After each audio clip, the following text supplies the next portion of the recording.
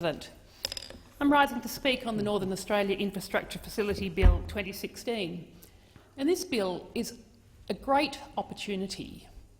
The idea, the concept, the reality of investing in this unique part of the world has got the potential to really give a boost to Northern Australia, but it also has the potential, if done correctly, to be boosting our environmental assets, boosting our social assets and boosting our cultural assets. There is so much potential here, but it's got to be done correctly. And if we don't invest in ways that meet the quadruple bottom line of being environmentally sustainable, socially sustainable, economically sustainable and culturally sustainable, then we risk just repeating the mistakes of the past. We've got an amazing opportunity to not do that. We've got an amazing opportunity to use all of our resources, to use all of our knowledge, our cleverness, our agility, to have development that is good for all of us, that's good not just for all Australians, that's good for all of the other creatures that we share our planet with, that's good for economic benefit, that's good for jobs as well. We can invest in infrastructure that delivers socially sustainable and economically sustainable and environmentally sustainable benefits. Or we can go down the path of exploiting local communities and environmental resources for short-term profits. We can bring everyone together. We can say, yes, there's the opportunity here for some great outcomes, or we can do investment in a way which is divisive and destructive to our environment. So the Greens are in a position that we are able to support this bill today if there are some incredibly important amendments that are also supported. My colleagues today, Senators Siewert, Waters and Whish-Wilson, have already outlined the risks that this Northern Australia Infrastructure Fund could have for our environment, our climate and our local communities. I also want to talk about the type of infrastructure that the current proposal for this facility seems to be trying to promote and to really raise the dangers of some of the infrastructure that's being considered. And let's talk about rail infrastructure. We've had it hinted.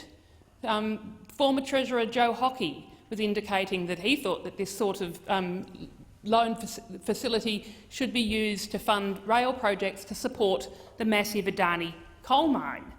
If you ask the everyday Australian what type of rail the federal government should be investing in, the message is clear.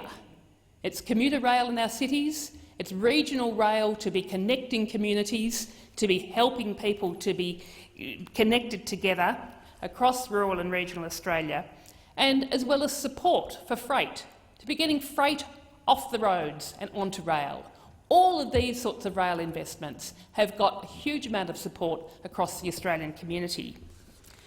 But if we're talking about rail that's going to help finance the disastrous Adani coal mine rail and port proposal, well then that's not what people think is a priority, not what they think that the Australian government should be investing in. And in fact, most Australians would be appalled to think that the federal government wants to subsidise the huge mining companies to build rail that really has only got one purpose. It's to transport massive amounts of coal from massive coal mines to damaging ports. So the Greens cannot possibly support the Northern Australia Infrastructure Facility being used to support fossil fuel projects or nuclear projects, including those mines, railways, pipelines, ports and electricity infrastructure that are based upon ongoing fossil fuel use, because that is just not in the long-term interests of Northern Australia, it's not in the long-term interests of all of Australia, it's not in the long-term interests of the globe. And to use this fund to be propping up the profits and subsidising what would otherwise be uneconomic investments. I heard former Liberal leader John Hewson on the radio this morning, saying that in terms of most investors now, the Adani coal mine would already be considered as a stranded asset because it is just not going to be economically inviable in a carbon-constrained world, as well as being environmentally disastrous. So to use the Northern Australia Infrastructure Fund to prop up these sorts of coal mines isn't sensible investment. It's not about, and it's not investment that's in the interests of people. That sort of investment would be taxpayers supplementing the profits of the big end of town. So what's the alternative? And the wonderful thing is that there are so many alternatives. There's so much good investment that could be made in infrastructure that would develop Northern Australia in a way that is environmentally sustainable and socially sustainable, as well as being economically successful. It's infrastructure that's got an eye on our future rather than the damaging industries of the past. And in order to make sure that's the type of infrastructure that's being invested in, we need to do really careful assessment to ensure long-term sustainability. Developments must be targeted towards the needs and the priorities of local communities and should take account of, in full account of the environmental impacts of what those developments are, particularly the environmental impacts of climate change. And if there's an investment that is not going to be doing anything to be helping us to be addressing climate change, it shouldn't be being invested in. If it's going to be an investment that's actually going to worsen climate change, well then it's even further away from the sorts of projects that we should be investing in. And Northern Australia, when you look at it, it is there. We know what the impacts of serious climate change, we know what the impacts of the climate crisis, what the climate emergency are going to be on Northern Australia. At the moment, one of the biggest economic assets of Northern Australia, of course, is the Great Barrier Reef. We've seen the massive bleaching event of the corals of the Great Barrier Reef, where 93% of the corals of the Great Barrier Reef have been bleached, and many of them won't survive. Unless we address climate change, that massive economic asset of Northern Australia isn't going to be there in the future. And it's not just Queensland. We have the reefs of Western Australia as well, which I'm told are actually, because the waters of Western Australia are even warmer than the waters of Queensland, is still undergoing a bleaching event as we speak.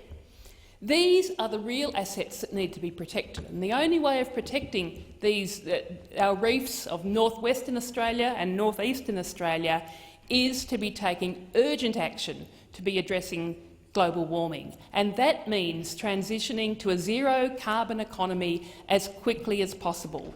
Because if we don't do that, well then Northern Australia, the Northern Australian economy has not got a future.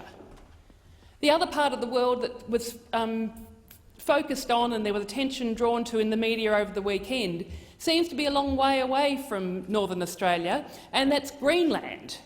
If you look at the melting of the ice sheets that are currently going on in Greenland, you might think, well, what's that got to do with Northern Australia? But the massive melting, the increased melting that is going on in Greenland is just indicating what the seriousness of the issue of the melting of our polar ice sheets and what the impacts are going to be in terms of sea level rise. And you look at sea level rise, you look at many of the unique marine environments of Northern Australia as well as the rest of the country as well as the rest of the globe, and think about what the impacts of a metre or more of rising sea levels is going to have on those natural assets. That is going to be disastrous for the development and for the future and for the communities of Northern Australia. These are the things that we need to be working out. How can we have development that's actually going to mean we are tackling climate change rather than adding to climate change? We know that global energy markets, they are moving on to 21st century technologies, and we know that public investment needs to be oriented towards reaping the benefits of renewable energy technologies and sunrise industries. We know, the huge renewable energy resource that's there in Northern Australia. That's what investment needs to be going into. That's one of the best resources of Northern Australia. And so if this money is going towards investments that are making sure that we are developing that potential, that will be a magnificent outcome. But if we don't, and we don't look to the emerging trends, then Northern Australia is going to be saddled with last century's infrastructure, while the rest of the country and the rest of the world has moved on. And that would be a disastrous outcome. So the Greens' vision for Northern Australia is for a zero-carbon economy that promotes ecotourism, communications, clean energy hubs and services, and lots of jobs. We all know about the ecotourism potential of Northern Australia, and we need to capitalise on the opportunities for local communities by putting the power in their hands, and especially looking at supporting ecotourism developments that are managed and controlled by traditional owners. People are not going to travel from around the world to see great big holes in the ground. They are not going to travel from around the world to see dead, bleached coral reefs. But they do need safe ways to travel that are as efficient as possible. So we need the transport infrastructure. And for local communities, we need to address the chronic lack of services. We need to address the chronic lack of communications technologies.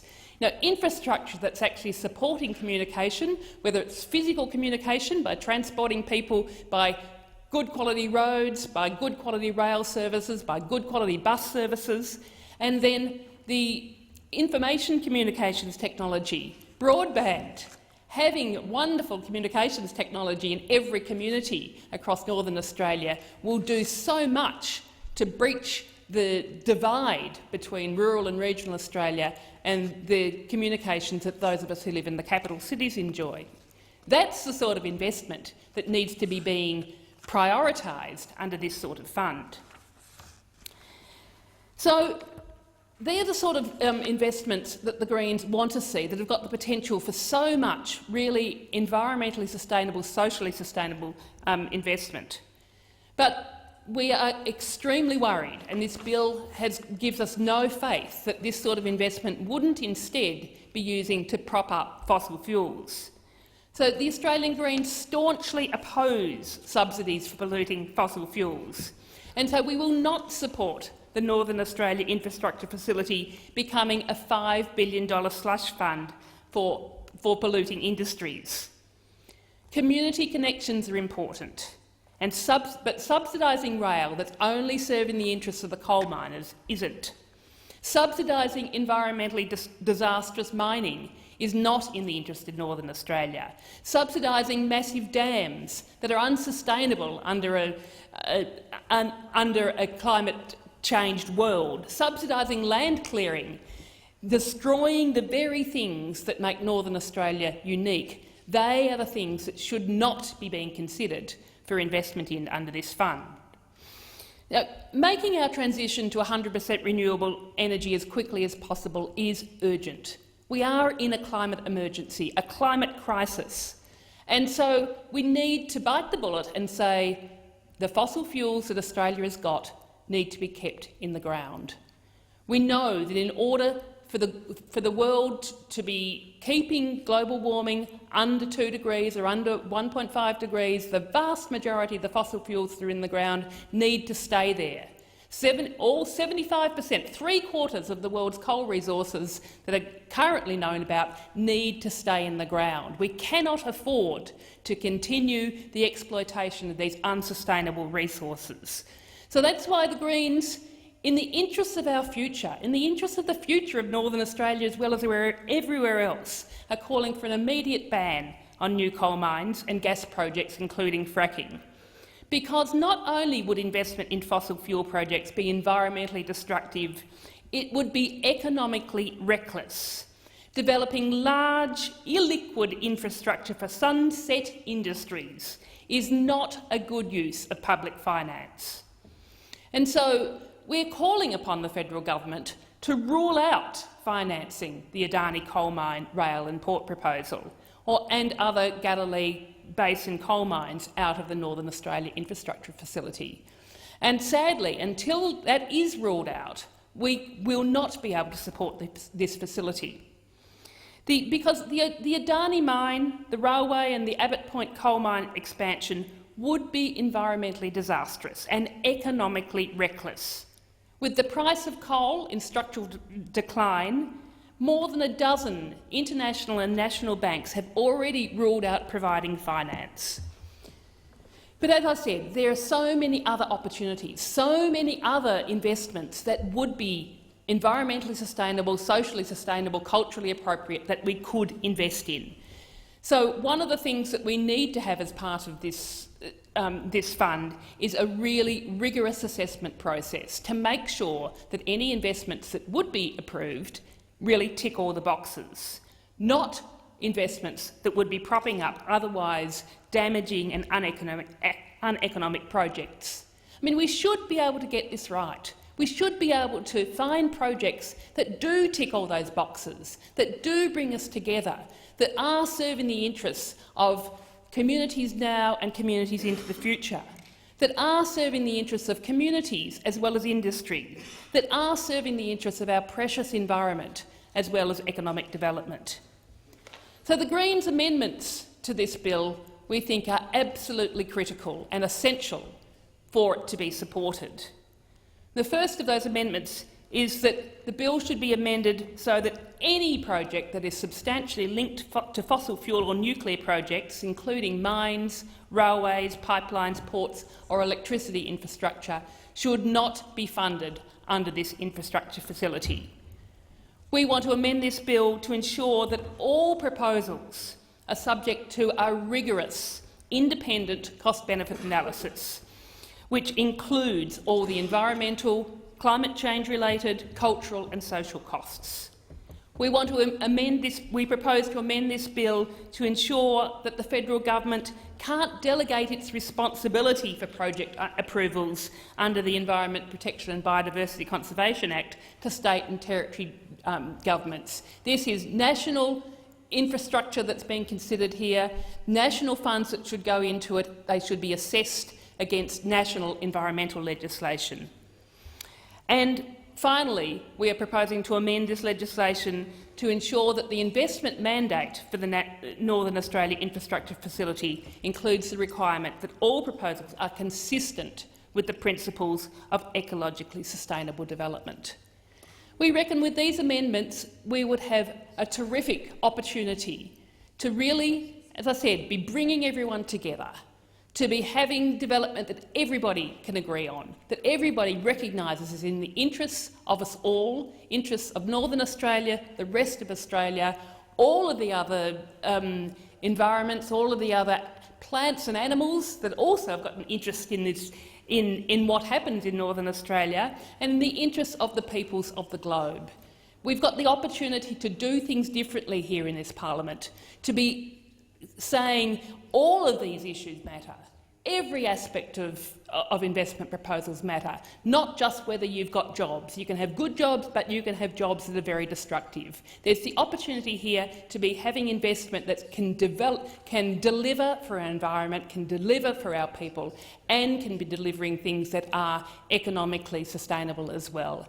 And so with these amendments, the Greens would be supporting this legislation, and I look forward to getting the support of the rest of my colleagues here for a bill with those amendments made to it. Thank you.